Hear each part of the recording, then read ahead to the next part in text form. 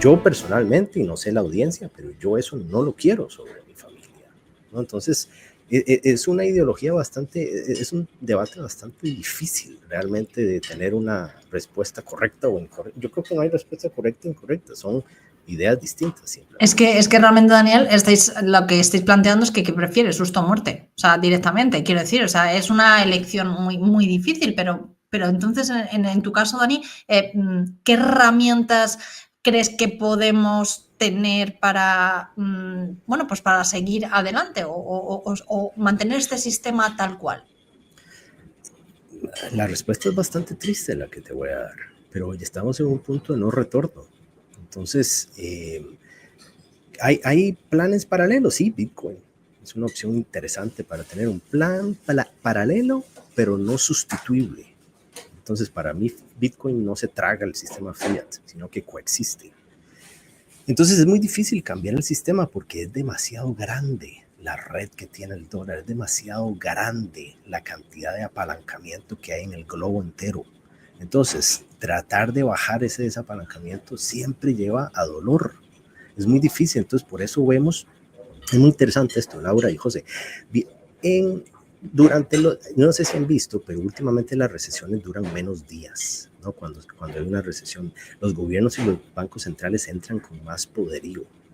Entonces les doy un ejemplo. ¿Cuál es la crisis del 2008?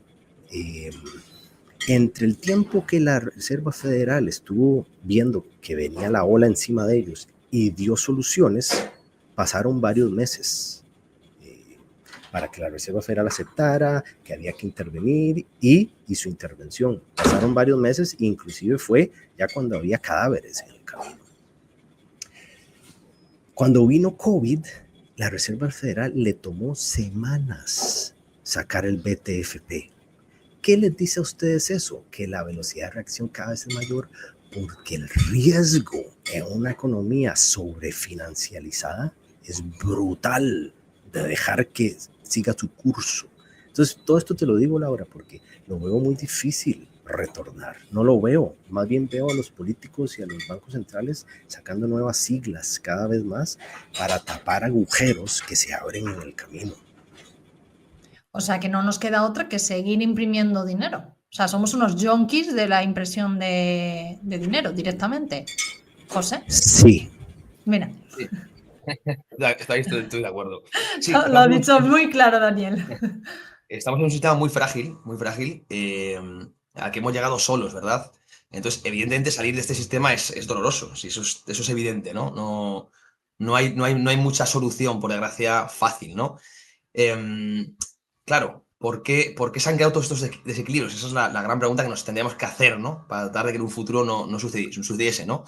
Y a todos estos, al final, el sector bancario, ¿no? En 2008 es el que en teoría hizo las cosas mal, ¿no? Es un apalancamiento y prestó crédito aquí no debía y se dejaron esos desequilibrios y tuvo que entrar, como decía Daniel, tarde, en este caso las autoridades centrales, y puso una crisis. COVID-19 entraron antes y evitaron las crisis, ¿no? La gran pregunta es por qué hay que evitar la crisis, ¿no? ¿Quién es el que comete el error inicial? Y yo siempre voy a lo mismo, ¿no? El sector bancario está cometiendo errores de riesgos y plazos porque puede cometerlos. Se permite el lujo de hacerlo porque sabe que tiene detrás, como siempre decimos, a las autoridades centrales que en cualquier caso les van a rescatar. Entonces, entramos en una espiral en que si les rescatamos siempre para evitar esas recesiones, van a estar con un incentivo perverso a cometer constantemente, ¿no? estos descalces de riesgos y plazos, ¿no?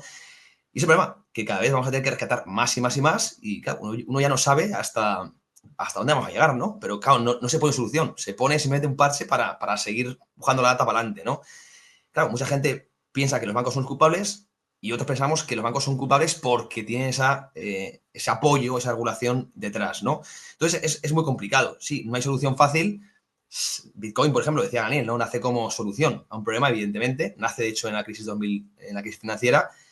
Pero claro, no viene a sustituir, ni mucho menos, el actual sistema. Este sistema solo cambiará cuando caiga el dólar. Y para eso queda muchísimo, ¿no? Para que caiga el dólar tienen que suceder tres cosas. Que haya una alternativa, cosa que aún no la hay, que se produzca ese desapalancamiento, es decir, que se pierda la confianza en el propio dólar. Creo que aún no sucede. De hecho, hace poco actualizaron un poco los niveles de reserva global y había subido ¿no? en torno al 60, es decir, casi 2/3 de las reservas son dólares, ¿no? El atesoramiento se hace en dólares, ¿no? Eso es que sigue habiendo mucha confianza, ¿no? Y tres, que haya una intención social de cambiar el dólar, ¿no? Que se quiera cambiar el dólar, cosa que tampoco parece, ¿no? A día de hoy es una divisa buena, ¿no? Para hacer intercambios, es una divisa muy buena el dólar, ¿no? Entonces, mientras esas tres pilares no caigan, pues vamos a seguir con este sistema, que no es infinito, evidentemente, pero que tiene muchos peros, que es lo que estamos aquí debatiendo, ¿no? Y además yo el foco no lo pongo nunca en el dólar, no creo que el problema sea el dólar. Yo insisto que de nuevo mi foco está en quién genera la deuda, ¿no? Y mi principal problema es que es el gobierno el que se puede endeudar sin consecuencias. Eso es lo que yo valoro como algo negativo, ¿no? Y ya lo he expuesto, ¿no? Inflación y esa sociedad económica. Y ese es el problema, que no parece que haya un corsé futuro que vaya para... Entonces, ¿qué vamos a entrar? Cada vez en más gasto político, cada vez en más agendas y en una economía, pues desde mi punto de vista, muy improductiva. Creo que ese es el camino al que vamos, ¿no? ¿Qué pasa? Que en los estándares de vida actual existe cierto conformismo y como se vive más o menos bien, pues la gente más o menos lo aguanta, ¿no? Y no piensa en cómo sería otro escenario sin esa posibilidad de que de los políticos gastasen, ¿no? Tanto, ¿no? Que no haya cierto corsé. Entonces es muy complicado porque nunca vemos lo que no tenemos, ¿no? Nunca entendemos cómo sería la vida sin esto, ¿no? Entonces, bueno, pues no, seguirá el sistema actual, lo más posible es que esto continúe muchas décadas, mis hijos vivirán lo mismo, mis nietos pues también, y sea futuro cuando todo esto cambie, ¿no? Pero acabará cayendo. No olvidemos que el dólar, todas las divisas han caído y acabará cayendo, y ahí pues habrá un nuevo sistema monetario que veremos cómo es, ¿no? Pero bueno, es lo que hay y tenemos que conocer el tablero y, como siempre digo, pues jugarlo lo mejor posible. Y además agregaría otra variable que lo hace difícil de que cambie el sistema, es que los políticos tienen un trabajo que consta de 4 años. Entonces ellos su trabajo es reelegirse. Entonces van a aplicar todas las medidas para que el votante los vuelva a poner en su sitio, número 1. Y número 2, vos haces una encuesta en la gente y les decís, ¿qué preferís? ¿Que la economía crezca o que tu poder adquisitivo sea menor porque el gobierno gasta menos? Siempre, absolutamente siempre, Laura, te van a decir, quiero que la economía crezca porque eso hace que yo tenga sustento. La gente prefiere el sustento por encima de cualquier otra cosa. Entonces, si la gente votara a alguien que va a decir, el gobierno va a gastar 0 a partir de ahora por los años venideros, viene una recesión y te aseguro que al año número 4, cuando hay elecciones, votan por alguien opuesto, ¿no? Entonces creo que eso lo hace aún más difícil. Sí, de acuerdo. Y sobre Dani, y José, bueno, los dos, sobre lo que también se suele decir, que la bajada de tipos, por ejemplo, que es lo que también utilizan, ¿no?, muchas veces los bancos centrales, más que un apoyo a la propia economía, los que se están beneficiando de esa bajada de tipos son los propios gobiernos. ¿Esto es así o no? ¿José? Sí, desde luego. Desde luego que sí. Los gobiernos son los agentes más endeudados de la economía, por lo tanto, se benefician mucho de un entorno de tipos cero. De ahí la represión financiera, ¿no? Que básicamente es llevar a los tipos a terrenos reales negativos, ¿no? Esto para que el coste financiero, esto ya inició Japón hace 2 décadas, ¿no? Para que el coste financiero del gobierno sea sostenible, entre comillas, y pueda, como decíamos antes, ¿no?, seguir tirando la lata, ¿no? Entonces, los recortes de tipos, bueno, realmente generan, o sea, aquí sí que podemos decir que los bancos centrales pueden impactar directamente en la inflación o inflación, ¿no? Un recorte de tipos, pues, fomenta el consumo y desincentiva el ahorro, y viceversa. Una subida de tipos, pues, fomenta más el ahorro y desincentiva entonces, bueno, al fin y al cabo es como una herramienta que tienen las autoridades centrales para tratar de activar o desactivar el consumo. El más beneficiado, como bien comentas, los agentes endeudados, básicamente, ¿no? El gobierno, como es el más endeudado, es uno de los grandes beneficiados. Dicho esto, son los únicos, entre comillas, agentes que no pueden quebrar. Así que, al fin y al cabo, bueno, pues podríamos entrar a debatir si lo necesitan realmente o no. Yo creo que sí. Yo creo que el coste financiero es muy importante, sobre todo porque tiene muy mala crítica, ¿no? Ahora mismo hemos visto todos los gráficos de Estados Unidos gastando más en intereses que en defensa, ¿no?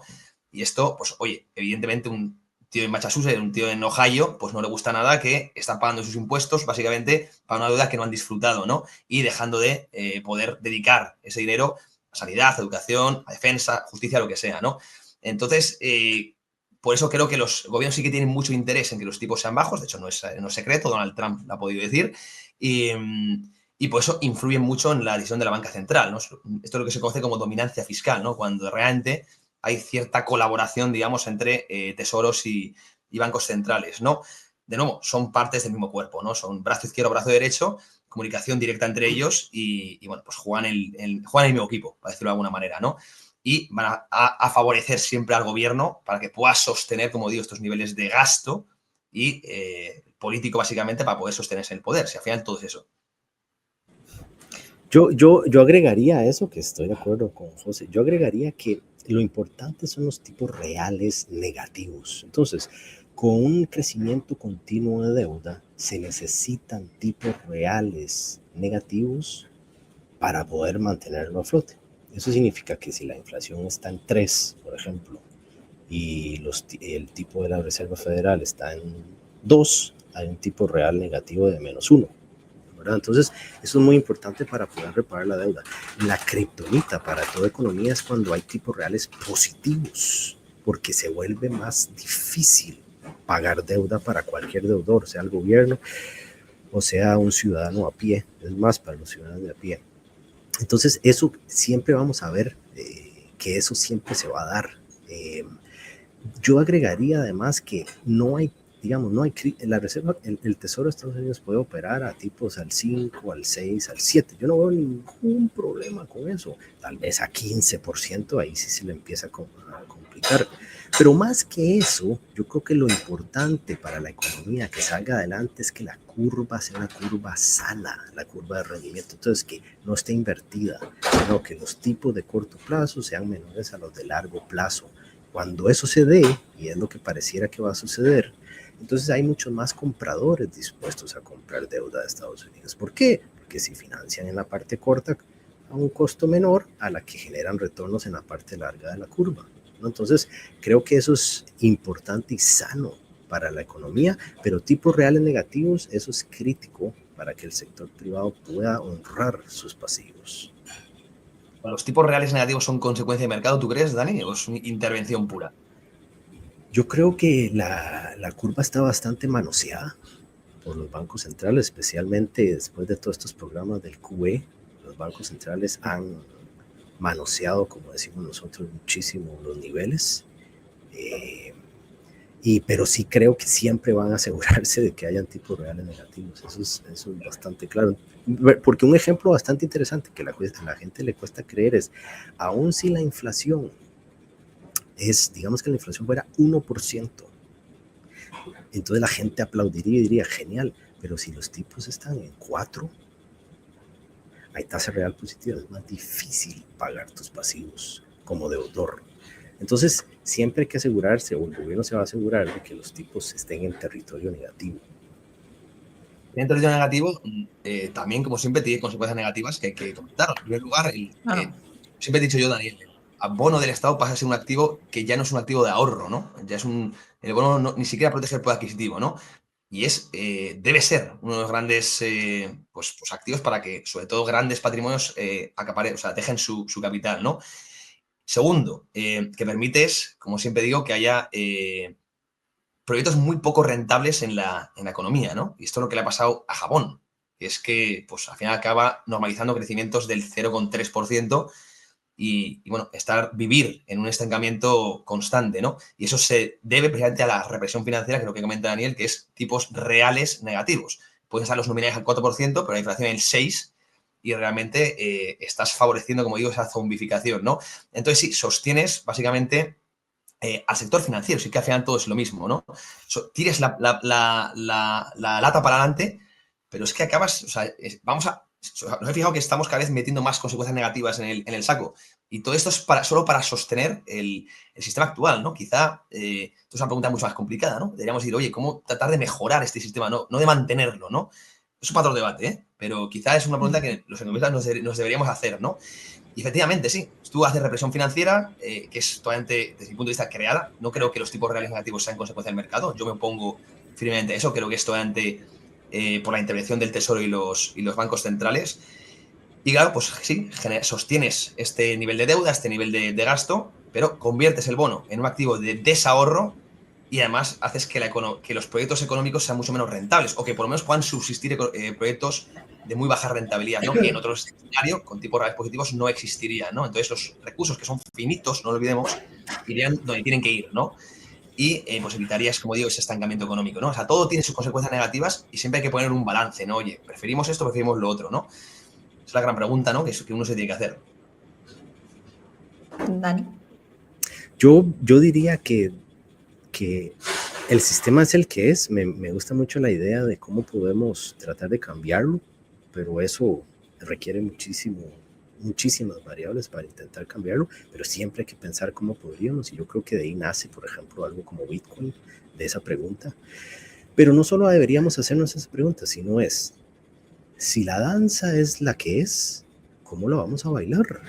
Entonces, ¿qué podemos hacer en este sistema que hemos acordado que está en contra de cada ciudadano? ¿Qué podemos hacer para tratar de no solo sobrevivir, sino ganar en él, ¿verdad? Entonces, esas son preguntas que yo creo que son importantes para cada persona, y ahí vienen canales como los tuyos, Laura, que le dan herramientas a las personas para saber qué hacer dentro de este sistema.